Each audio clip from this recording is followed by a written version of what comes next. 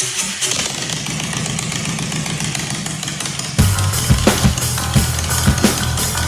to the Big Bone Yard. Enter at your own risk.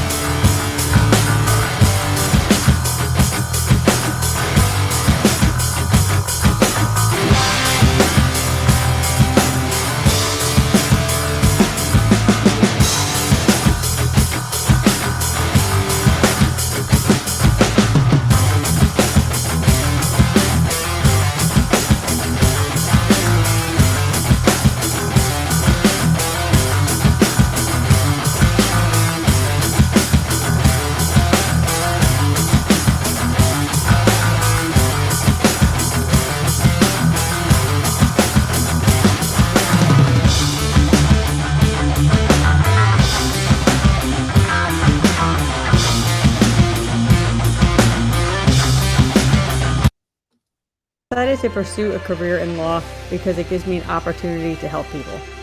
When a client chooses us to represent them, they're entrusting us with a huge responsibility. It's our goal to exceed their expectations with our personalized service and to help them to achieve the best possible recovery to compensate them for their injuries. That's where we come in. We come in and we solve that problem for them and really set them on the right track in order to try and get back to what their life was like before the accident happened. Man, what's up, boneheads? Doggone people out there watching.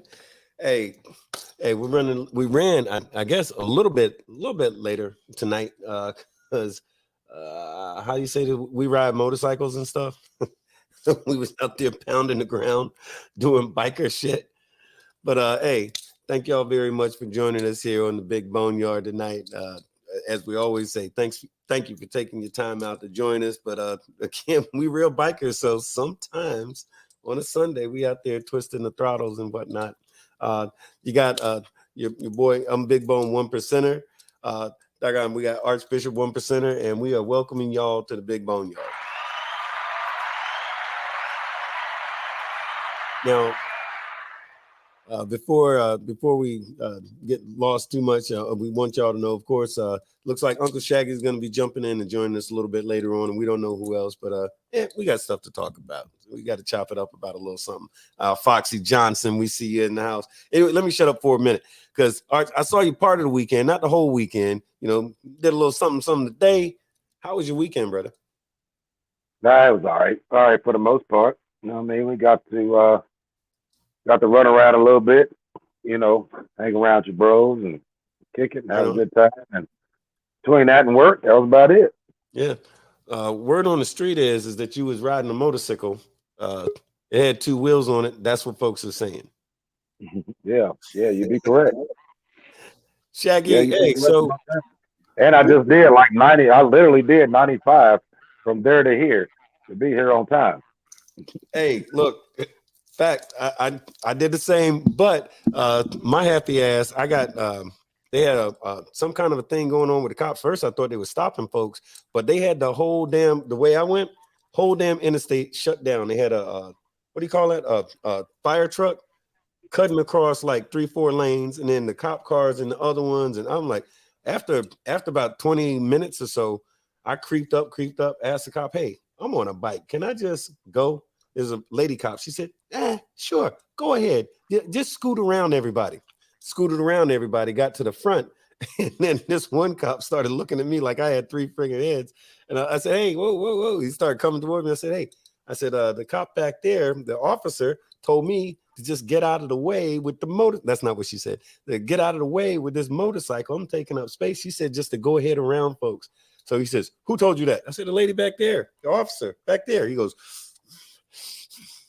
get out of here. I said, yes, sir. Right away, sir.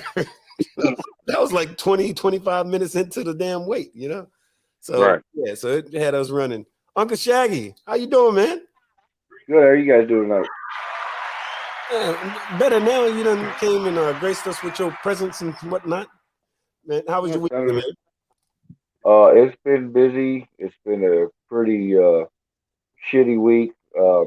for those that seen what's on my Facebook thread, I won't get on it on here. It doesn't need to be on here, but yeah, it's been one of those weeks. Man, I hear you, brother. Well, you made it on, as my mother said, you're still in the land of the living, so you're on the correct side of things. So it's glad to see you. We see Foxy Johnson, Heather, doggone M.R. Ming, CCW, Vernon Powell, aka Bolo, Beaker Dab. Man, it's a lot of folks up in here, man. Thank y'all for joining us, man. But I tell you, so as we always say, we like to point this out, and we're reminded of it every now and then. And the thing is, we're going to talk about all kinds of different stuff as per freaking usual. The big deal is that this is what we got to say. Like me, Archbishop Shaggy, we all have our own opinions, and those opinions belong to us. They do not represent our respective organizations, our clubs, or any of that stuff. This is us saying that not nobody else. So, that's it. If you want to get mad at me. Because if I say something bad about your sister or whatever, that's me saying it, nobody else, But anyway, so that's that. Let me ask to kind of get us popping a little something. Shaggy, word on the street is that from time to time, you might get on your motorcycle and ride to a whole other different state. How true is that? Oh man, that's a rumor. I mean, I might bicycle it to another state, but if Right. I'm riding, I'm riding a couple states. Right on. And yeah, it just depends. I like the long rides, man. Especially when you're with a big pack of brothers and stuff like that. You go across the country. The amount of fun that is involved, the amount of brotherhood, just shenanigans that gets pulled. Yeah. It's a never ending, just great time. Yeah. And the other thing too is you build trust riding handlebar to handlebar, 100 mile an hour, front tire to back tire, inches from each other. Yep. I just wish people in this day and age could pick a fucking radio station under damn baggers. I grew up. We rode. The hardtails, the loud pipes. That was always a big thing. You wore earplugs because everybody was making you deaf how loud their motorcycles are. But now it's nobody can pick a radio station. You got one guy got country music, one got rap, one got metal, one got bop playing back there. Another guy's listening to talk show shit.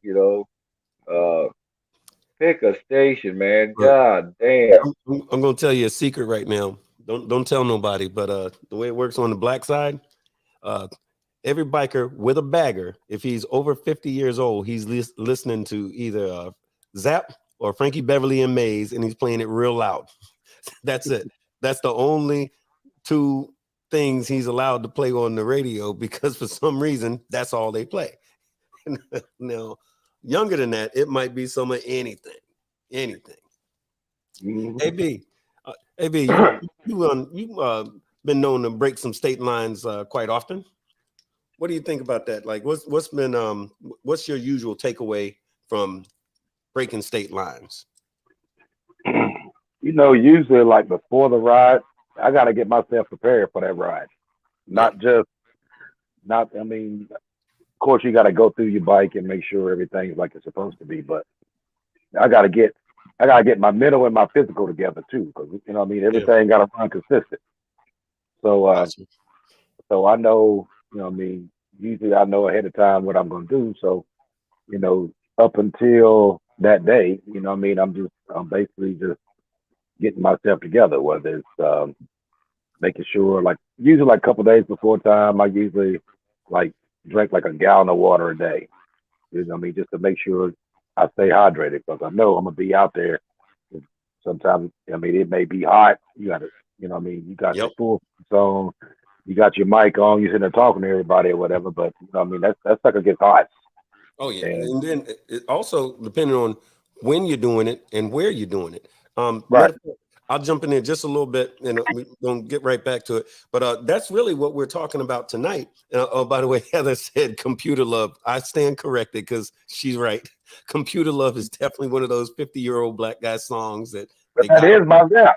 That is my Zap. That's Zap, and that is Zap. Yeah, that's Zap. Well, take that back. It was by Roger Chapman. who actually forms that. Him and his brother. See, you're of a certain age. That's why you could correct. That's why you could do the correction like that. Anyway, so what we was talking about is this. So when you got that motorcycle, you said that you were going to ride, but going to an entire other state. Well, hold on a minute. There's really more to breaking state lines on a bike than just putting gas in the tank.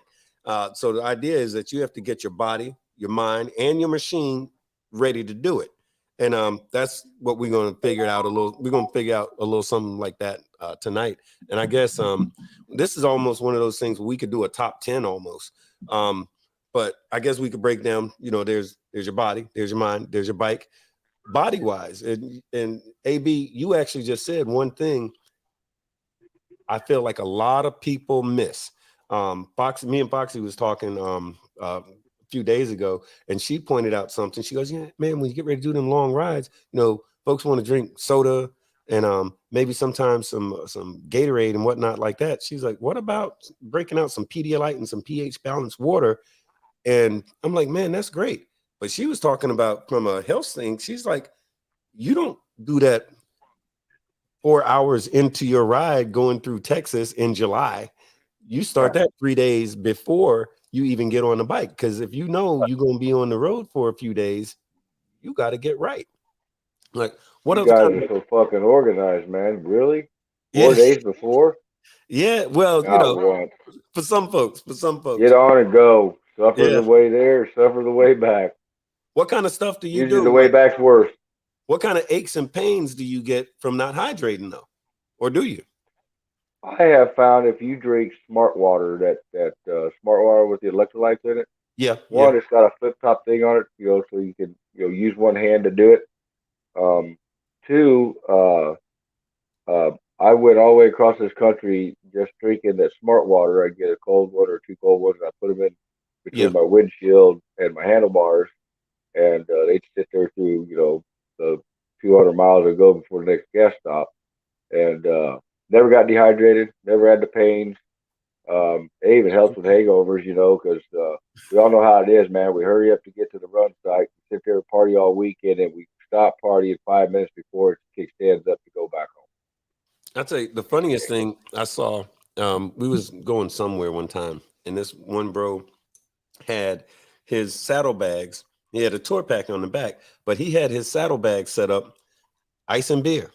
That was it. And while we riding, he reached back, grabbed one, pop it. Every time we stop, boom, he hit a gas station, refill that thing. Just, I'm like, well, that's one way to do it. But I can't play around with drinking no beer. If I'm going to be out there on the road like that for state to state type stuff, no, I'm drinking. For me anyway, it's water. I do the Gatorade. Periodically, I'll do the Pedialyte. But like I said, what Foxy said was start a few days beforehand. I never really did that, but I'm not going to knock it. I mean, that might be something to it. What other kind of stuff do y'all do?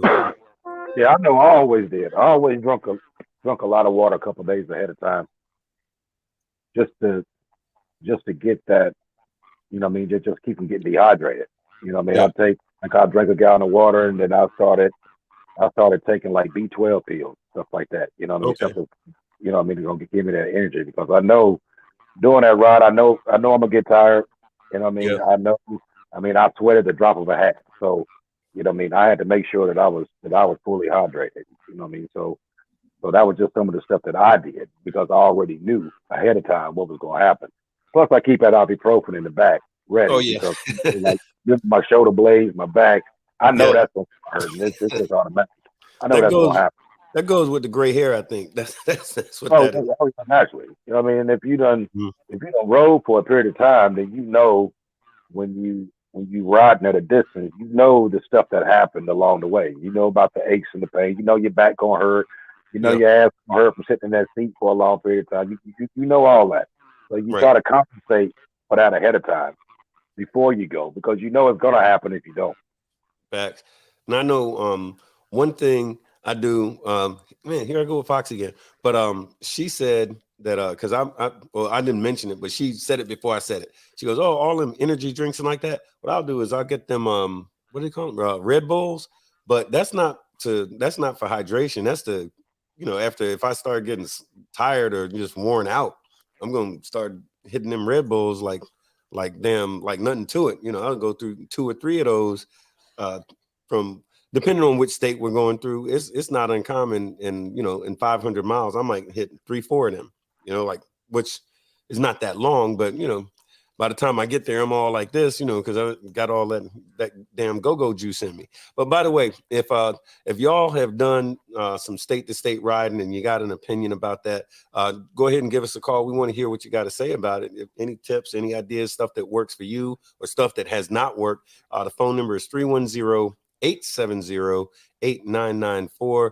Again, that is 310-870-8994 if y'all want to give us a call and let us know about it. Or, of course, just hit on the line right here. If you're watching on one of the other platforms, like on the COC's page or one of the Facebook groups or any of that stuff, then same difference. The phone number is 310-870-8994 because we can't actually see all of y'all's stuff. And, that didn't take long. I done tricked somebody into calling. Damn it. Stand by 1 second. Who knows? Hey, hello, and thank you for calling the Big Bone Yard. Who we got on the line? Hello, guys. This is Cinnamon. How are you? Cinnamon. Hey, what's going on, woman? How you doing? I'm good. How are you? Man, really good. And thank you for calling the Big Bone Yard. You got Big Bone 1%er, Archbishop 1%er, and Uncle Shaggy doggone 1%er on the show tonight. Tell us some stuff. You ride motorcycles, Cinnamon? I do. I'm in a motorcycle club.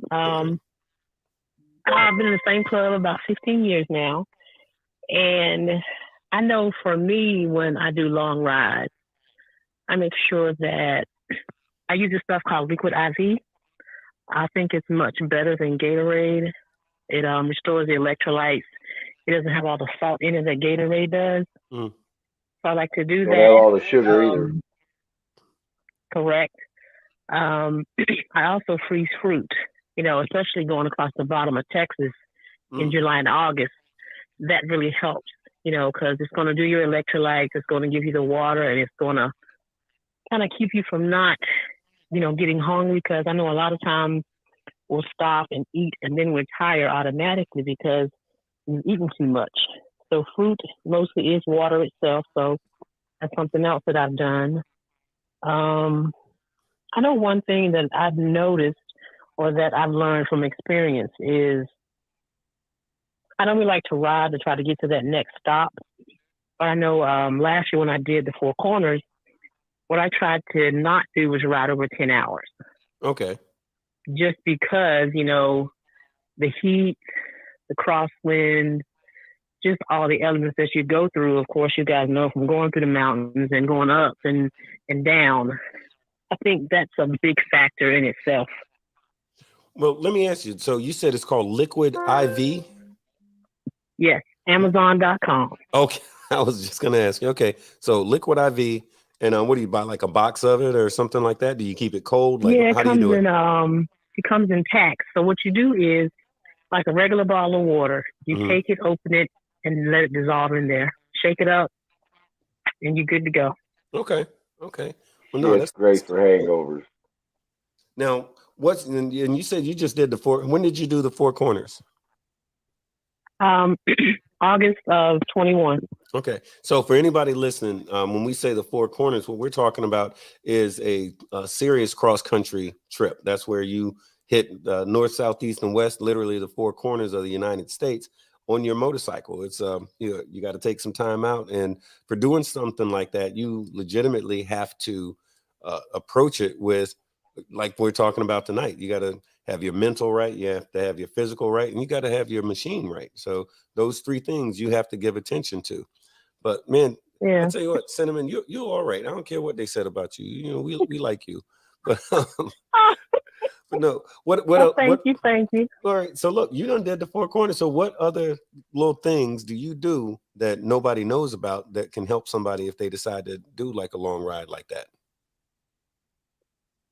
One thing that I would do is, I know we always say, I know my route. But one thing that I know that helped me was to also, print it out. Because say, for instance, anything on your bike, electrical goes out. you screwed. So, you know, just little tips along the way that I picked up. Okay. I know people, you know, they don't really check their bike as often as we should when we go on a ride. Yeah. But that's a major thing. That's definitely a major thing. One last tip, really big tip, I think that, you know, will help somebody if, you know, doing a long ride is something that they want to do.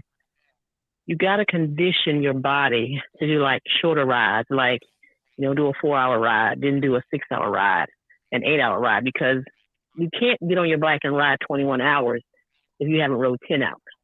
Okay. Not going to happen. No, right on. No, this is good stuff. And I think what happens is for a lot of folks, and Cinnamon, thank you very much for that.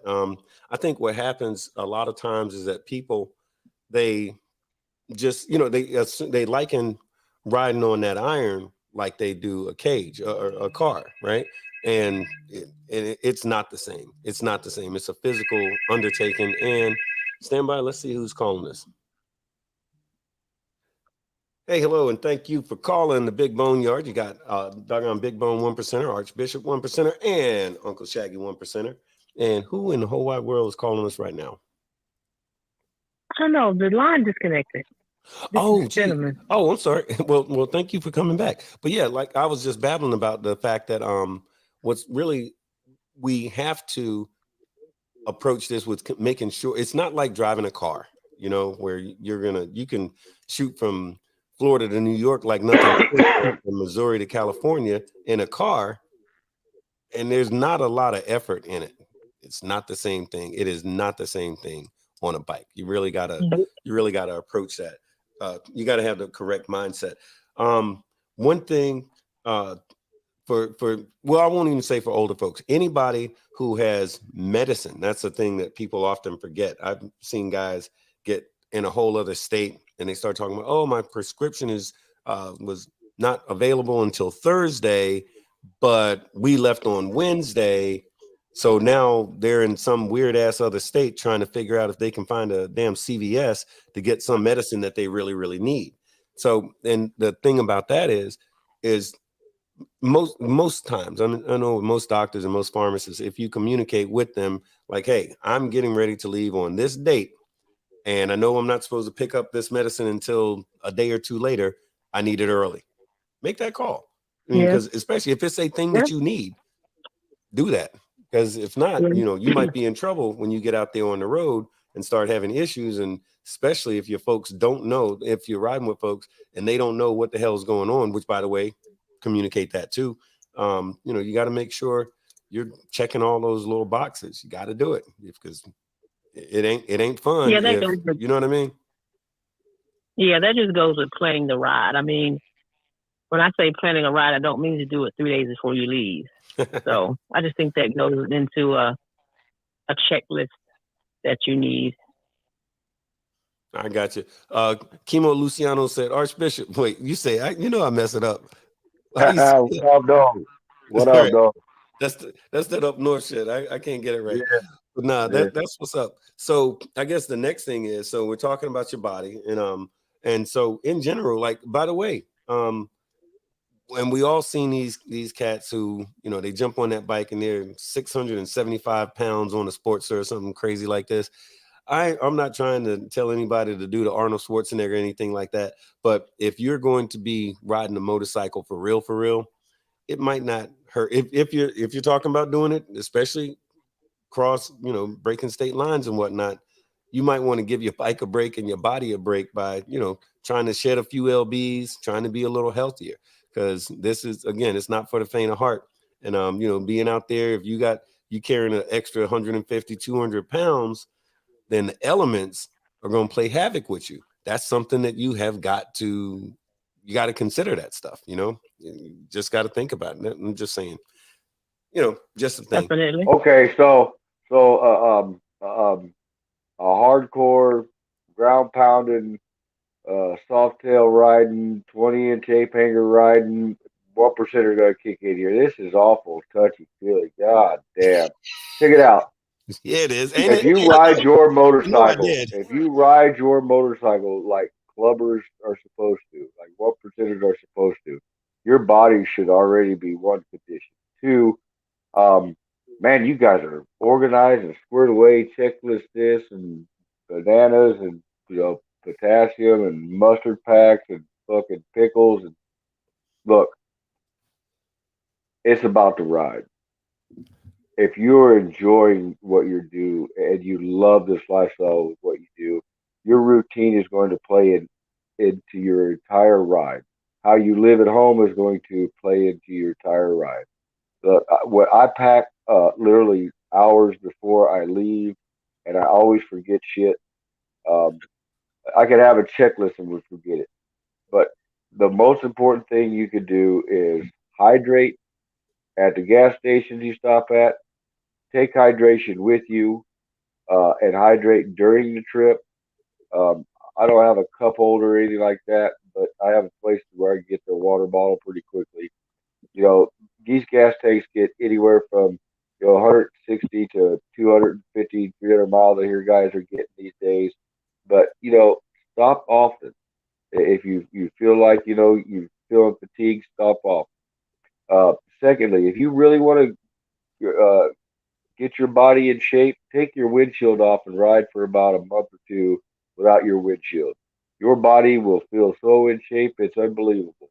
You put the windshield back on there, man, the windshield knocks that wind off. You'll be That's a riding good one. like crazy. I've been riding for 2.5 years without a windshield. I just finally bought one for the season coming up. It's mainly because my wife's tired of getting, blown all around behind me because, she don't like that open concept that I've gotten used to. But know your motorcycle, man. If you're in a motorcycle club, you better have a relationship with that motorcycle. You better know how it handles, how it feels, how it beats you up, how it treats you, how it's comfort to you, how it's not comfortable to you. I keep hearing all this shit about shoulders. I keep hearing all this shit about wrist and this and that. It tells me your handlebars aren't correct for you. Get your handlebars correct for you. People see my motorcycle, see the 20-inch A-Pages, like, oh my God, this thing's got to be so uncomfortable. You'd be surprised how I could ride all the way across this country and my shoulders, and, my hands go numb a little bit from time to time. But, I don't have cruise control. I don't have a radio. Know your ride, know your motorcycle. Your body should be conditioned. Why? Because you're in a motorcycle club. There is no riding season. There is in some places. Hey, Shaggy, I'll tell you something. What you're saying, so it's true. I'm going to argue with you about another thing, but about what you're saying right now, here's how true that is. Because I know this is years ago, I went all over the damn country, shot up to Canada and back. Actually, I did it twice on a Yamaha Raider with the 1900 motor in it. What kind of motor is that, eh? But anyway, rode up there, did the damn thing. It was all cool. Didn't have no issue, sore ass because of the way the seat was. I swear to God, I actually stopped at Walmart and bought a pillow, a pillow from Walmart and a black pillowcase, wrapped it up, slapped it on my ass, kept piping because that iron button situation. But anyway, my point about that was no big deal. Now, after that, this is a number of years ago, I started riding my road glide pretty much all the time. Especially if I was doing like, stuff like club related, whatever, I'm on the road glide, right? A lot, state to state, right? That's how I'm getting down. And something came up where I put that bike in the shop to get like, something simple like oil change, tires and all like that. Something came up, had to go. So I went and jumped back on. One time I jumped on the Raider. Another time I jumped on the Switchback. There's a few different bikes in the garage, but I jumped on the Switchback. I thought I was going to die.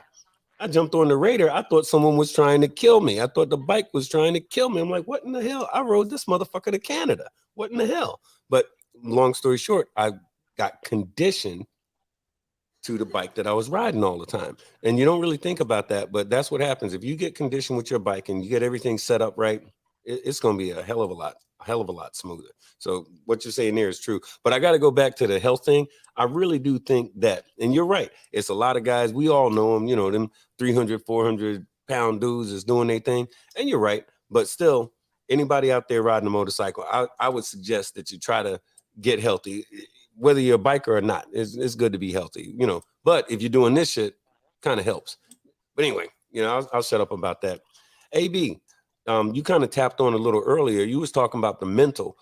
What mental preparation do you really need to do, or is there preparation, or is it just like a mindset? Like what's the deal with the whole mental about that? About, you know, breaking state lines and whatnot.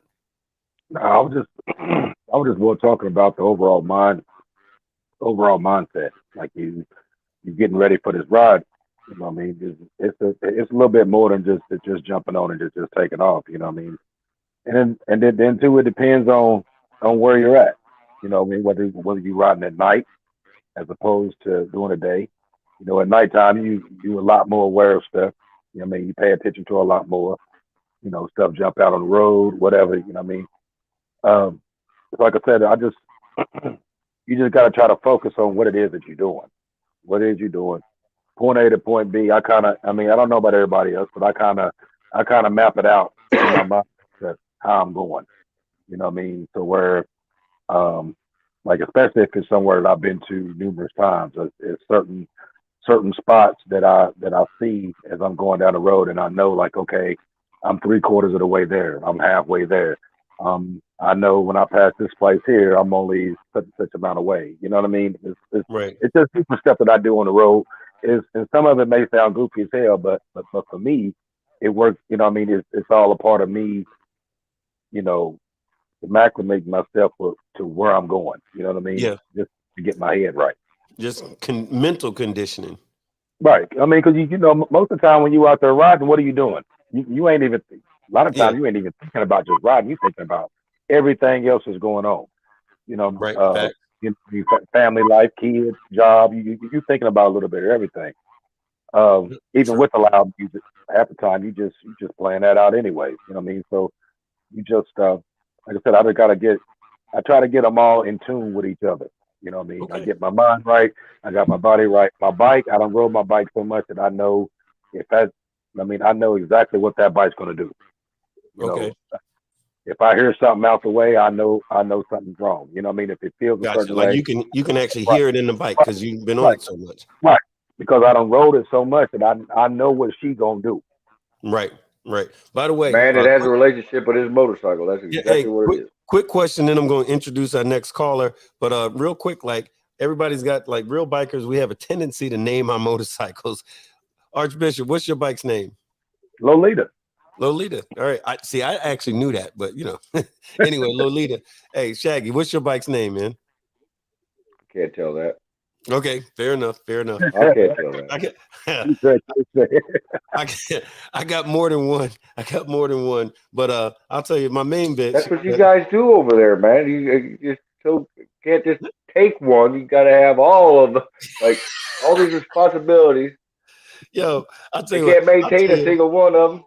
My main bitch, her name is Anubis, and that's the Road Glide. The Road Glide. That's the one that wants to break down with you all the time. How you refer to her? You don't even talk nice to her. Call her bitch. No. She's good. She's good.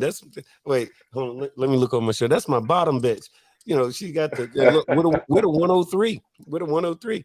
In the meantime, we have a caller that just called in. Hey, caller, you're on the line. You're on Big Bone Yard with Big Bone 1%er. Archbishop 1%er and Shaggy 1%er. Who is this? What's going on, guys? This is Foxy with the Pro Convention. Looking forward to really getting this education out even further. But it's a pleasure to be with you guys. I have a few moments, and I did want to chime in on what Shaggy was talking about relative to getting people road ready. You know, when you've been ground pounding for so long, and maybe, Shaggy, you don't get to see it as often as we do. There's something called hereditary diseases that the Black community seems to be plagued by. So a lot of times we end up with hypertension, diabetes, high cholesterol, and we don't really quite understand how all of these things intertwine when we're out on that road. Having gone back and forth cross country, Black Girls Ride, we do a lot of rides, getting a lot of women road ready for these long rides. And we see not only women, but men also falling out. So that's probably what you're seeing in the commentary relative to some things that people have found over the years to work for them while they're out on the road. The objective is you do want to get back home safe, the same way you left home.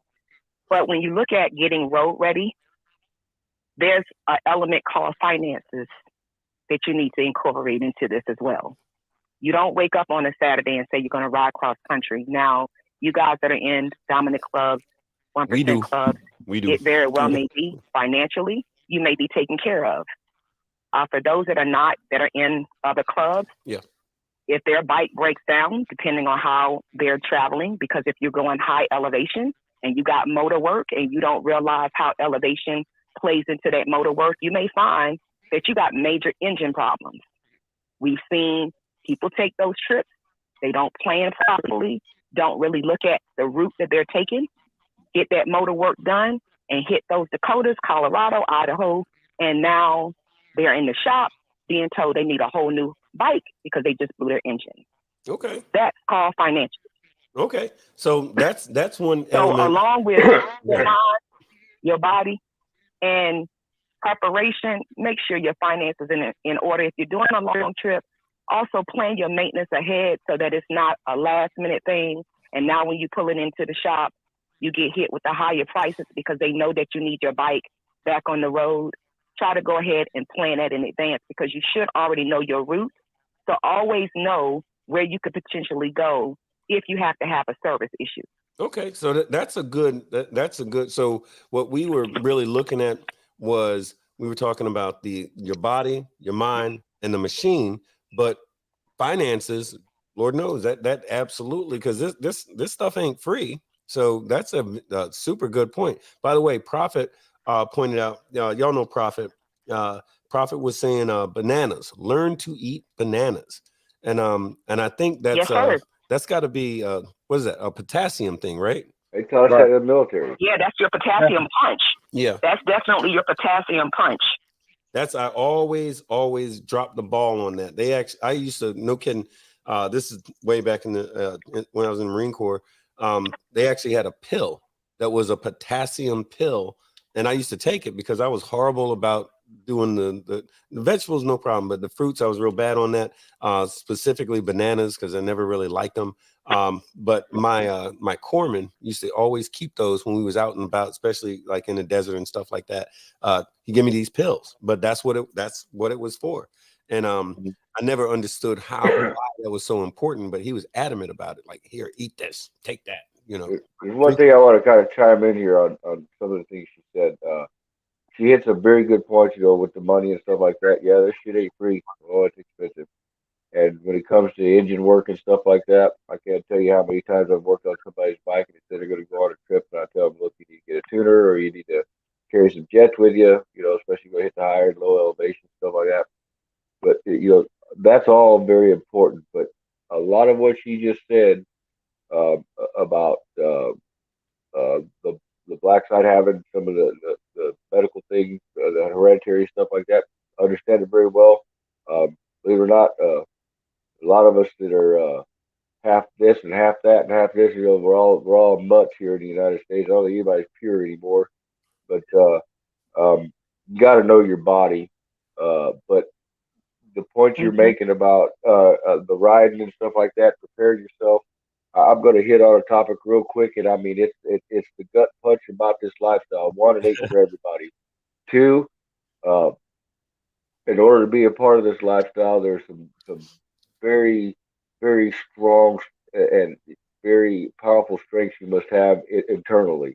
The will to ride, the want to ride, the hoorah, the hoorah of it all.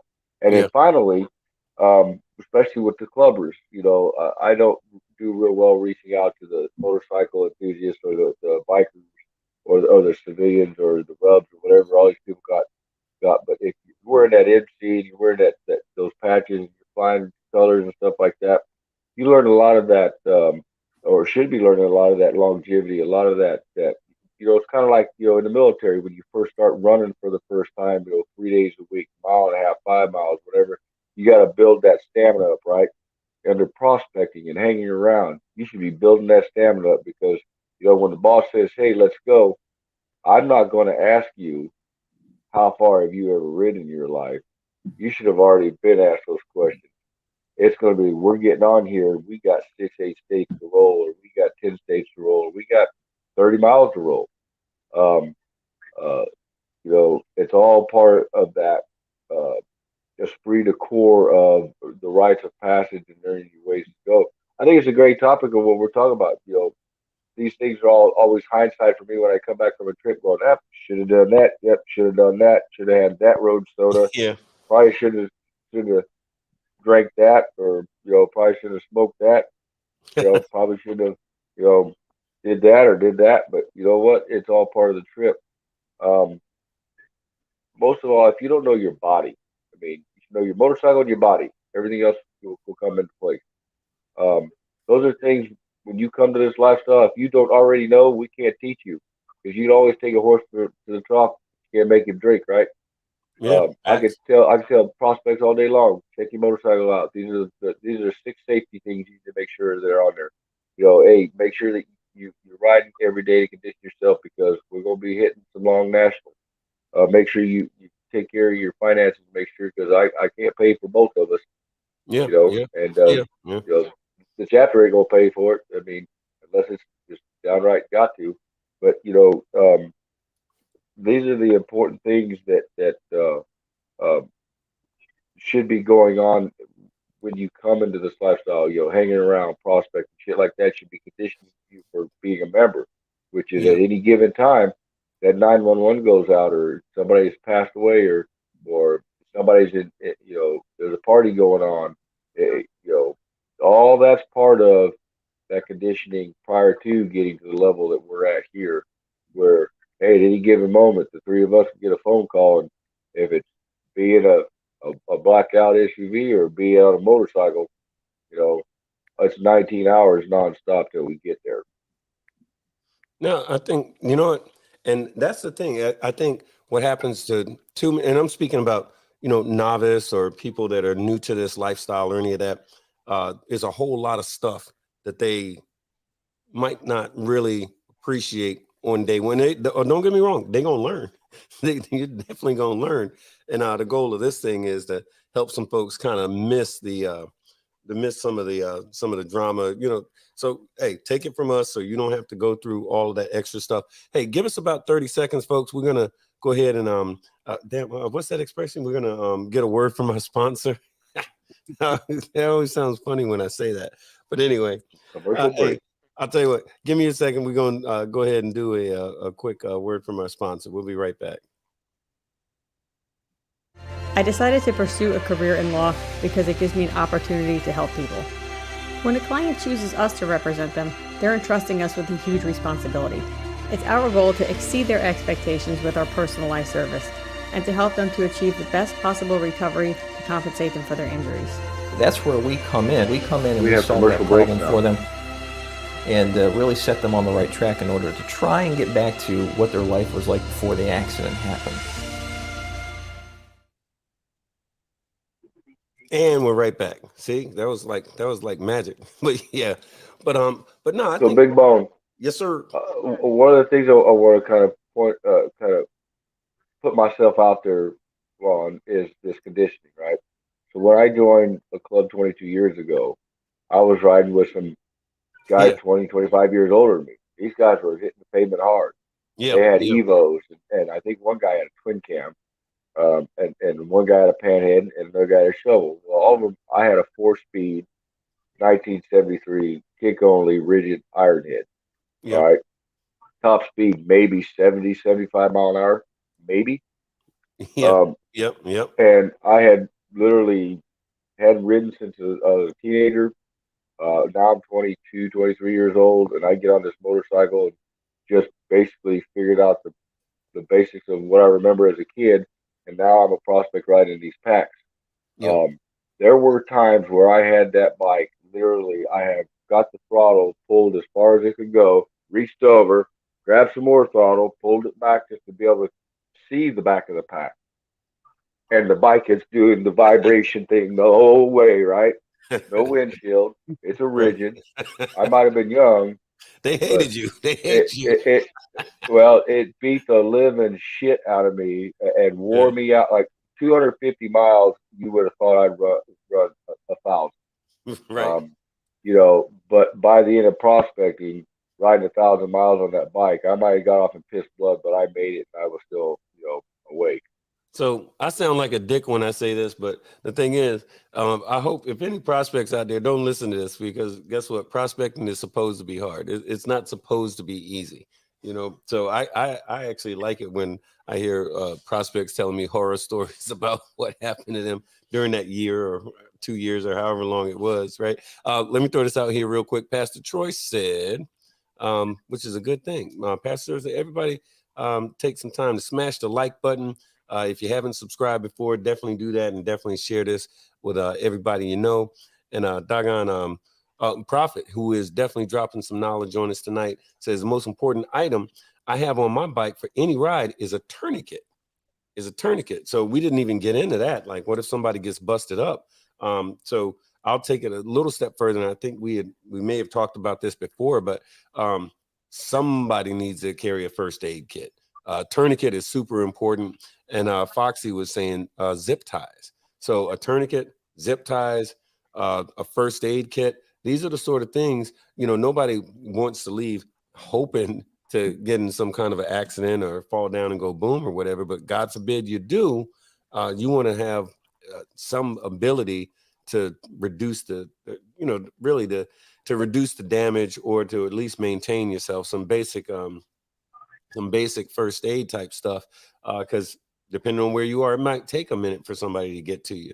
So if you can, especially if you're riding with somebody, everybody needs to have that stuff, and let somebody other than yourself know where that stuff is so they can get it. Because if you're the one, God forbid, that goes down, you might not be able to talk so good. Somebody else might need to know where that stuff is. Just, we're getting some definitely some good information out here tonight. Well, you Big did that C too, said, bro. You was talking about those potassium tablets. Yeah. You can also get those salt tablets as well. Yeah, facts. So them salt tablets is great to have. But I'm gonna tell you something else on top of the first aid kit. Yeah. Some people carry them, a lot of people don't. They do not have tools in their bag. Yep. Like you got everything else in there, but don't have not one tool, not one ratchet, not one wrench, no nothing. Yep. Get you a little small toolbox, little kit. Yeah. You got shit in there. Because if you work on your bike, even if you go through your maintenance, checking out, like what Shaggy was talking about earlier, the 6 things that you check on your bike before you take off. Yeah. You know what sizes you need. Right. So right. Make sure you got all the sizes to what you need on your bike. You keep them in a little bag or something, throw you a ratchet in there, a couple of wrenches that that you're gonna need. Keep that on the bag. Now, facts, because what happens is, like, every time, and for those of y'all that have been doing this for a little bit, especially on the clubber side, I swear it seems like every freaking time you go out of state, somebody is gonna break down, and then they're looking around like, "Where's Shaggy? Where's Shaggy?" Right? Am I lying? They're like, "Where's Shaggy?" That is exactly what happens. Right? I got the tools, I got the knowledge, I probably got a part or two, and I spend my trip fixing everybody's shit. Yeah, hell yeah.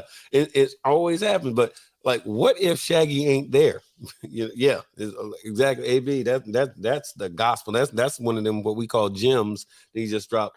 Big C said, I started a military style backpack. He says Black Hawk prospect bag.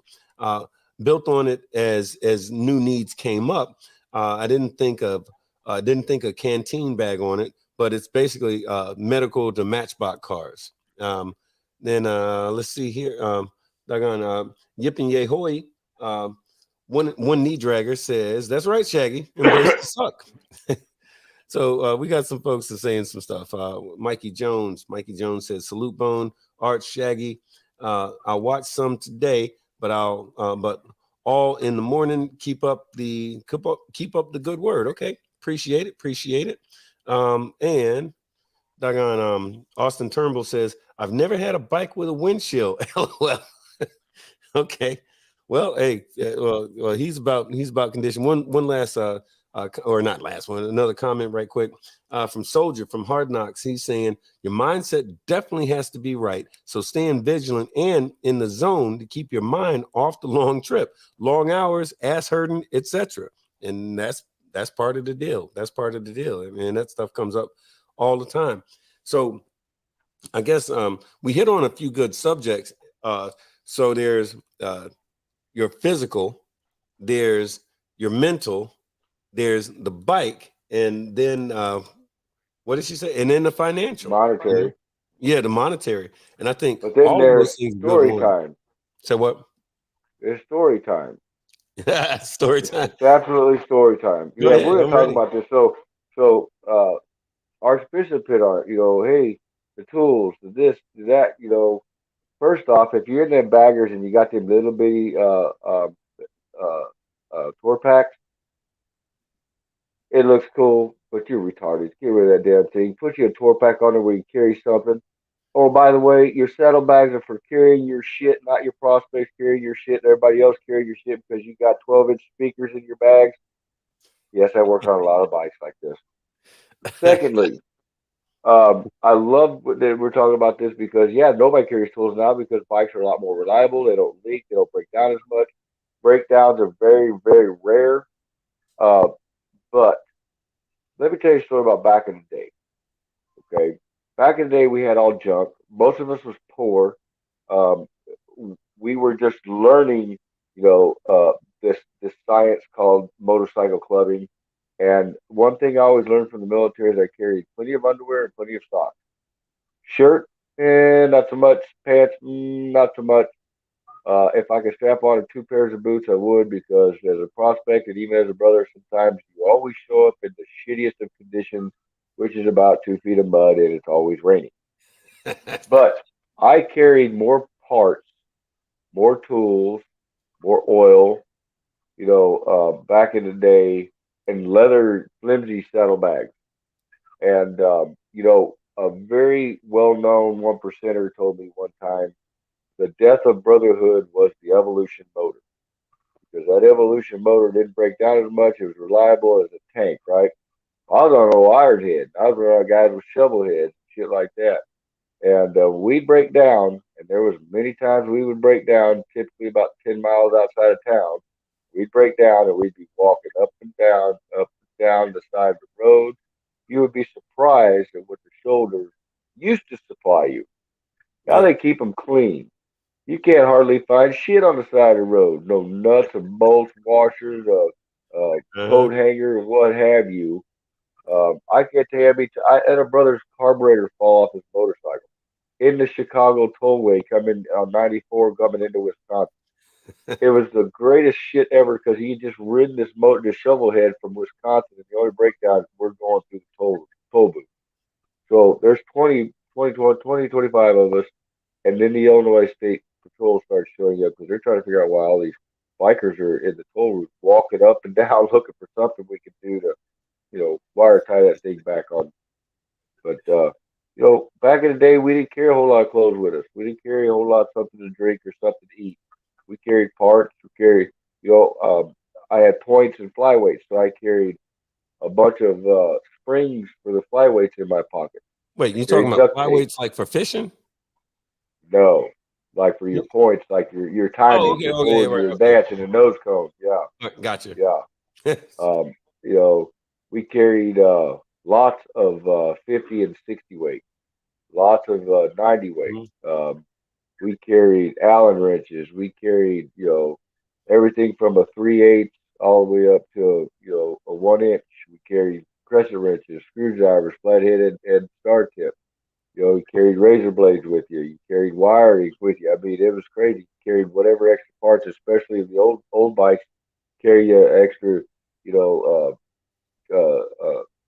voltage regulator. You carried yourself an extra generator.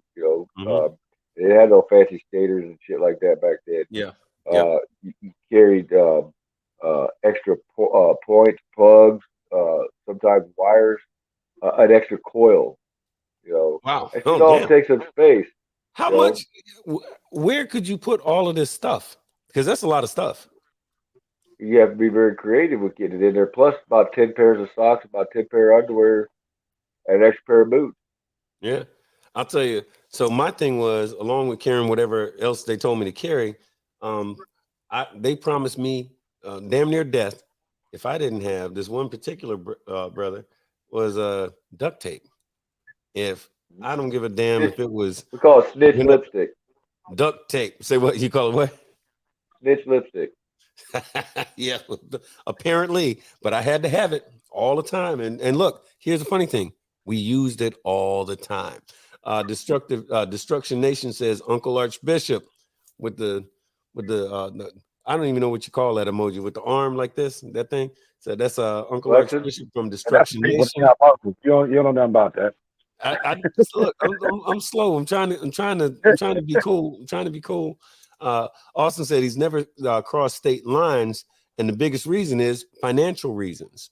And then Big C says, what did Big C say? Big C says, always get as many as I can go to put a bike on my lift and go through it, and nut and bolt before any long trips. Take off parts for free on my shelves.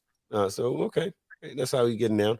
Somebody from Facebook says, make sure if you're riding alone, someone knows your route. Have had several people come up missing along a trip to be found deceased a week or more later. Damn. All right. I'm sorry to hear that. That ain't no fun. I mean, I've heard of that happening before, but I haven't heard, it happens. So I'm sorry to hear that. So I guess that's something to be concerned with. Phoenix says, in one of my bags, where'd it go? In one of my bags, I keep a first aid kit, tools, portable air pump, and a jumper. Okay, that's being squared away. And half a roll of toilet paper. So I guess that kind of makes sense. Half a roll of toilet paper. Off your shirt sleeve. Look, on the toilet paper tip. You do understand the Marine Corps thing. They give him one little tab, right? Thing. Yeah, that's to wipe his finger off. Right. Be careful with the finger. We're very careful with the finger. Sure you are. Look, that's a fact, though. Look, if by the way, if you got to use that toilet paper, that means you could not wait to get to that next exit, and that means that anywhere from 5 to 60 individuals was pissed off at you because you had to stop. But anyway, yeah. So Arch, let me ask you this. So on the last state to state joint that you did, what was, as far as like in your opinion, what was probably the number one most important thing that you knew about? Or you experienced, I'll phrase it that way. The thing that you experienced that made you think, damn, next time I'm going to make sure I do this, or I'm glad as hell that I did this thing or had that thing. What was that? You know what? I'll keep it 100. I had a serious hydration problem coming back. Yeah. Back in the summer. And I'm gonna tell you, we got to Atlanta, Georgia. It was hot, naturally, but what happened was that we got stuck in traffic, and it started raining. So you know how Atlanta traffic is. You just sit there, it's just fat still. It started raining, but it rained for like 5 minutes, and the sun came back up, and you could see the steam coming up off that pavement. And it was like, it didn't matter what I was drinking. It was coming right out. I mean, and we got we got close to the end of Georgia over by what's that, Valdosta? Valdosta. Yeah.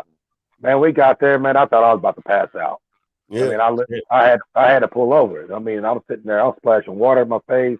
You wasn't even in Florida yet. Almost. Right. I'm seeing light and dark spots. I mean, I'm seeing everything. And I literally had a big old bottle of water sitting right there, and I'm sitting there chugging. I just could not get enough in. You know what I mean? And I was every stop that we was doing, I was chugging Gatorades and vitamin water and everything. I just could not stay hydrated for nothing. So now was that one of them that I actually went through and drunk all the water and stuff before? No, I didn't. Right. And I went off my normal routine, and I paid for it. Okay. So your word on that one is next time the hydration. Next time I'm gonna go back. I'm gonna stick to my guns and do what I normally do, and make sure that I got the proper hydration, the B12, and the stuff that I needed to make sure that I was good. Because I'm telling you what, when I'm out there on that road, I'm telling you, for all these years I've been out there that road, I've never had that feeling where I felt like I was really about to pass out, and I was sitting there concentrating. Yeah. It was just heat was just tremendous. Man, and the situation you're talking about, I've had happen to me several times, dude. You get that, that summertime rain. It lasts 5 minutes, drenches your ass, drenches everything on your motorcycle. The sun pops out, the humidity goes through the roof, the steam, the whole 9 yards. There is no way to ever prepare for that. I mean, it takes miserable to the whole next level. I mean, it that is the one instance that just absolutely just drains the living shit out of you, no matter what you do. It's that you go from you're hot, then all of a sudden you get cooled off from that, and it's almost immediate too. As soon as that sun pops out, and that rain stops, boom. Mississippi, Alabama, Louisiana, Florida, Georgia, all them southern Tennessee, all them southern states, Arkansas, they all bad about that 5 minute rain. Oh, and then that stifling, 110-degree, weather, and then you add another 100% humidity. Yeah, it's a bad day.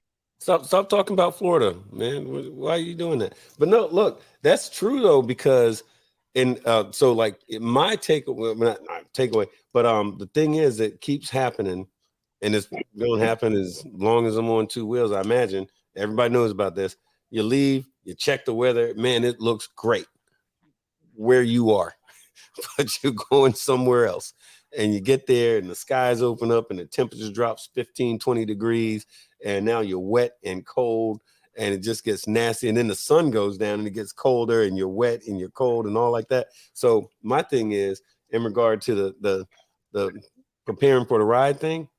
And this, look, this is coming from a dude who's been in Florida for a long time. I keep a cold weather bag all the time, just in case. Because see, Florida, what we think is cold and what the rest of the planet think is cold, two different things. But if I'm leaving Florida, oh, you best better believe I'm gonna have like some polar bear type equipment, because I do not fuck around with the cold weather, because that's gonna tear my ass up. I know it. And if I need to keep going, I gotta get right. I'm gonna layer up. I'm gonna have a jacket and a leather this and some friggin' doggone some chaps and a jacket and another jacket and a coat and all of that. I don't play around with that cold weather. The hydration hadn't beat me up too bad, but I had a couple of close calls. But yeah, y'all folks out there, man. Duster. Oh, come on now. Look, for us, that's doggone Prophet is saying my duster is very important. It's not for fashion. It's a functional piece of equipment. And that's something that a lot of us actually keep. It's not because some folks, look at them, they're scary looking. Ooh, no, that duster is because the same way them dudes used to do it back in the 1800s and whatnot in the Old West, they had a duster for a reason. That is like Prophet just said, it is a functional piece of equipment that changes the situation. It's a game changer. If you got to go from state to state or even town to town, when the weather wants to get funky on you, guess what? That duster is your best friend. Friends for sure. But fellas, man, this has been good, man. I think I'd like to think that some folks got something out of this, because so for those of us like down here, like for those of us that are in the South, we got 12 months of summer, and it gets a little cool sometimes, right? But so our ride in Florida is different if we're not leaving the state. It varies a little bit. But when you start breaking state lines, it's a different situation, man. So if you are in one of those places, like we don't even have a riding season, right? A lot of folks do. So if you have a riding season, or if you're planning when it is, hey, it's riding season, let me go ahead and shoot to California. If you're on the East Coast, or if you're in California, let me shoot to North Carolina. Guess what? Cross the T's, dot the I's, kind of get right. You know what I mean?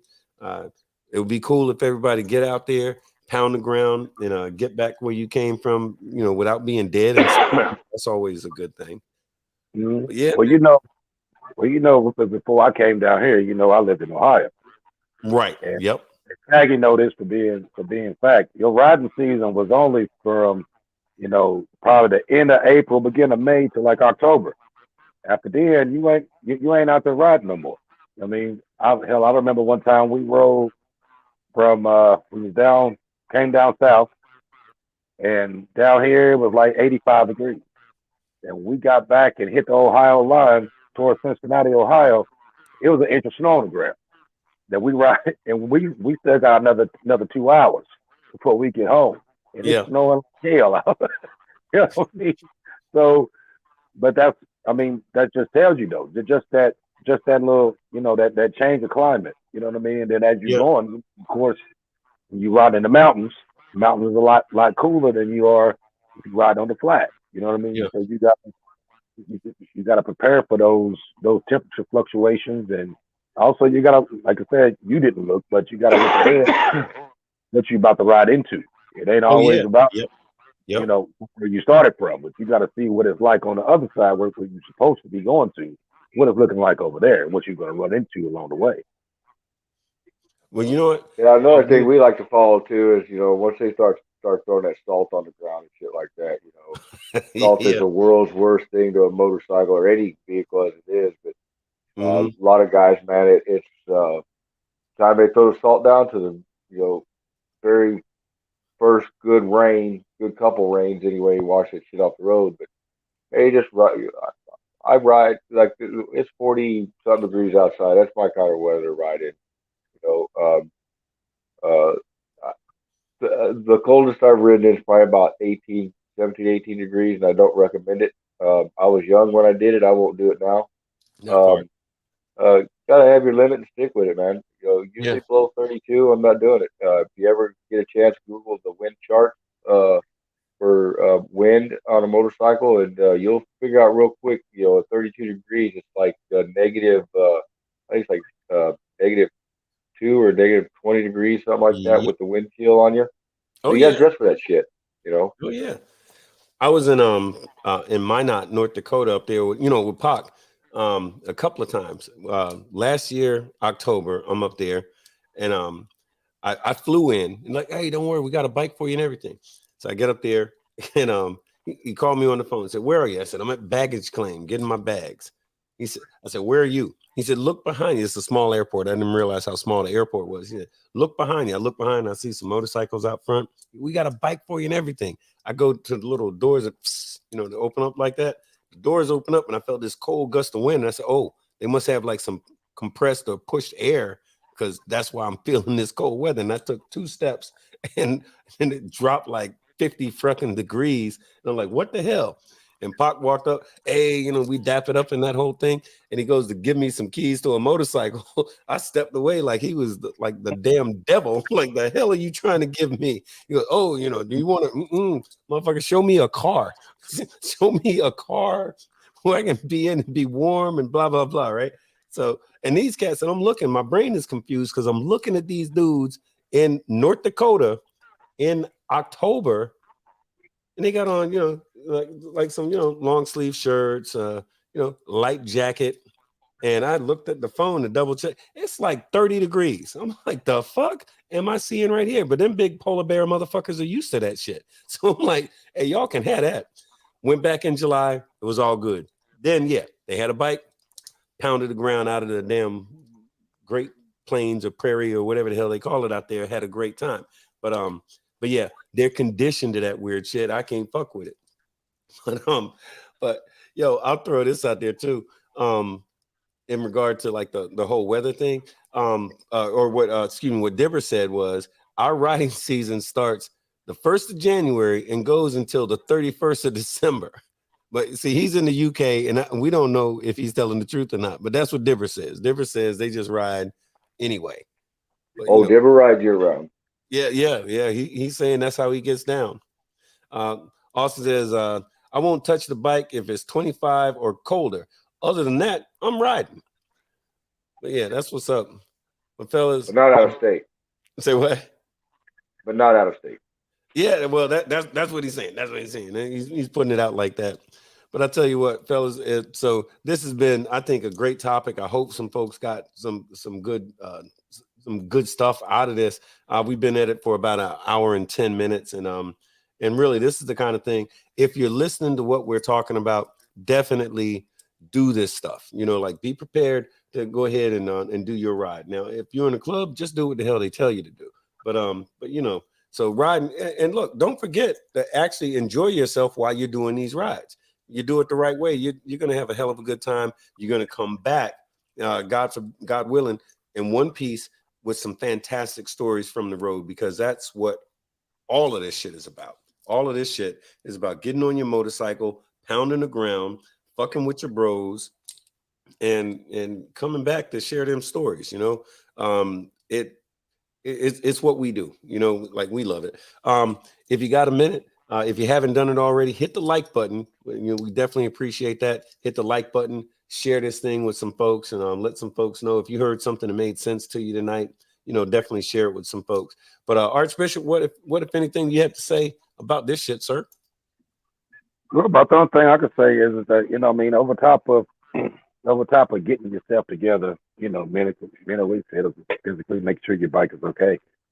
The main thing is when you're doing a ride like that, it's funny because sometimes on the road gets rid of a lot of problems. The road takes care of a lot of stupid issues that you have, like in your chapter, stuff like that, because you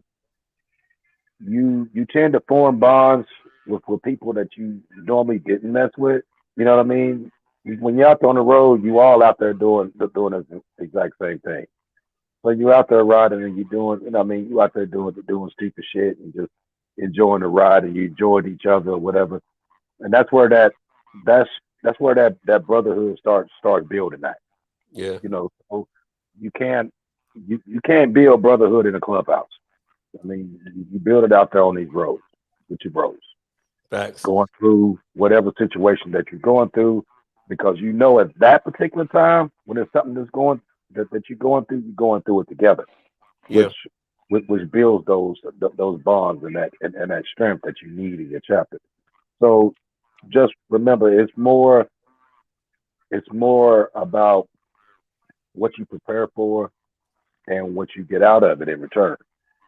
So some of the graybeards, some of these old cats, I've heard it a time or two, and what they say is bonds of brotherhood are built on the road. And you're echoing the same thing. Bonds of brotherhood are built on the road. So y'all get out there and this motorcycle shit, it's not on Facebook and on YouTube. I mean, we talk about it so we can point folks in the right direction and make sure you're squared away and you know how you need to do, how you can stay in your lane on the set. But guess what? We do this on Sunday. You got 6.5 other days to get out there, 6 3/4, whatever. Other days to get out there and pound the ground, enjoy this shit. Shaggy, what say you, sir? Well, doing these long trips and pounding the pavement for state after state after state, it's gonna separate the clubbers from the motorcycle enthusiasts. We do these in these clubs, these long rides, because we enjoy them. We do it because of the brotherhood and those bonds that are built out on the road. You should be conditioned, or in the midst of being conditioning through prospecting and hanging out. If you're a motorcycle enthusiast doing this, man, ride your ride. Do what you got to do. I'm not going to reiterate everything everybody else said here about how to check your motorcycle and stuff like that. You can do a whole show. I could do a whole show on the mechanics of a motorcycle. Yeah. And things to check. Just a checklist of the 6 things that you should always make sure is right. But what? By the way, what are those things? Just what are those 6 things? The 6 things. Well, make sure your tires are good, your brakes are good, your bearings are good. Those 3 things right there keep that motorcycle upright and moving forward. Right. Make sure your handlebars are tightened. Number 5, 4. Number 4. 4. You want to make sure your seat is correct. Okay, because if your seat's not secured to the motorcycle properly. It's going to move around on you, especially when you hit bumps and stuff like that. You want to make sure your suspension's set to where you need it to be. That's to be number 5. And number 6, the nut behind the wheel, as they say on the biking lifestyle. You know, make sure you're right. You know, that road is going to get your brain correct. Trust me, it's corrected mine so many times it's unreal. You know, get out there and ride your ride. Do your thing. If you're at a club, be prepared to ride. You know, from gas stop to gas stop. You know, that could be 150 miles, 200 miles. It could be, you know, there's been times where I'm like, oh boy, I'm pull up to the pump, and that thing goes boom, boom, boom, and that was it, man. That was the last drop of gas. You know, enjoy yourself. You know, if you're gonna go do these state to state, even if it's business state to state, enjoy yourself, man. Or why are you doing this? Yep. I mean, it just makes no sense. And that relationship you have with your motorcycle, you take care of it, it will take care of you. If you don't take care of it, it'll kill you. Remember that. That fact. None but the gospel. None but the gospel. And you actually brought up one thing. I'll throw this out there real quick. Not everybody does it, but if somebody can bring a small gas can, sometimes that'll help out. Might get you to that next gas stop. Sometimes you do it, sometimes you don't. Some folks love it, some people hate it. Yeah, something to think about. But anyway, I'm going to shut the hell up. And man, we just want to say thank you all to everybody that took time out to stop in and hang out with us tonight. I hope you got something out of, if you joined us late, go back and watch this from the beginning. It's probably some good stuff that we talked about tonight. If you're riding your motorcycle, you actually do want to hear the shit that we're talking about. We're going to be doing, hopefully throughout the week, we're going to be throwing out some different information over the course of the week. But also, if you get a chance, check out Facebook. There's the Big Boneyard Facebook group. Jump on there. We'll be chopping up about a couple of little things over there in a little bit. But we just appreciate the hell out of y'all, man. So in the meantime, look, good looking. We love the fact that y'all joined us tonight. And other than that, we're going to get the hell up out of here. Fellas, say good night. Good night. I decided to pursue a career in law because it gives me an opportunity to help people. When a client chooses us to represent them, they're entrusting us with a huge responsibility. It's our goal to exceed their expectations with our personalized service and to help them to achieve the best possible recovery to compensate them for their injuries. That's where we come in. We come in and we solve that problem for them and really set them on the right track in order to try and get back to what their life was like before the accident happened.